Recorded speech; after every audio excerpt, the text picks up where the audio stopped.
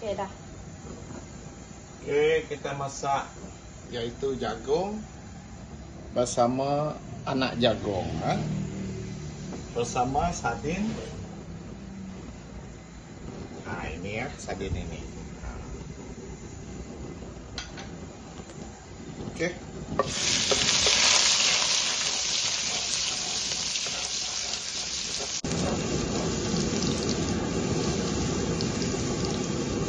Okey, kita masukkan jagung dulu.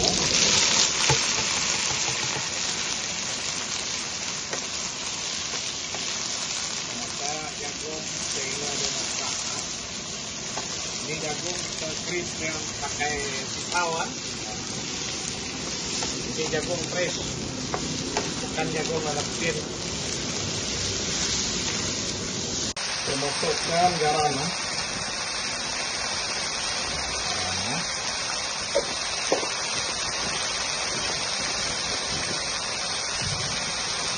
Ini nombor betul.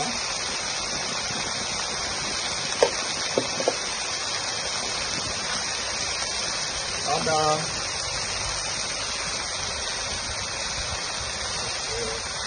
Lepas tu kita masuk air sikit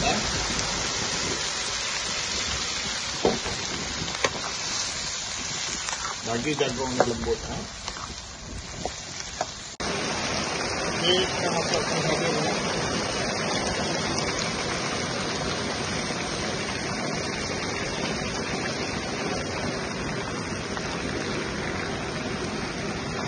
Kacau.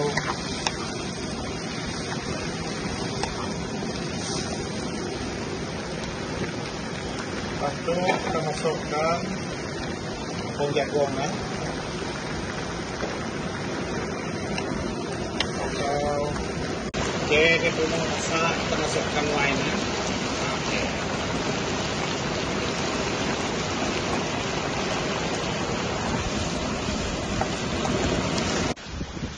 Okey, macam ini dia tadi dia sudah siap Okey, siapa nak coba bolehlah coba ikut masakan ini Okey, itu saja, kita akan jumpa lagi. Jangan lupa like, komen dan subscribe. Okey, terima kasih. Jumpa lagi.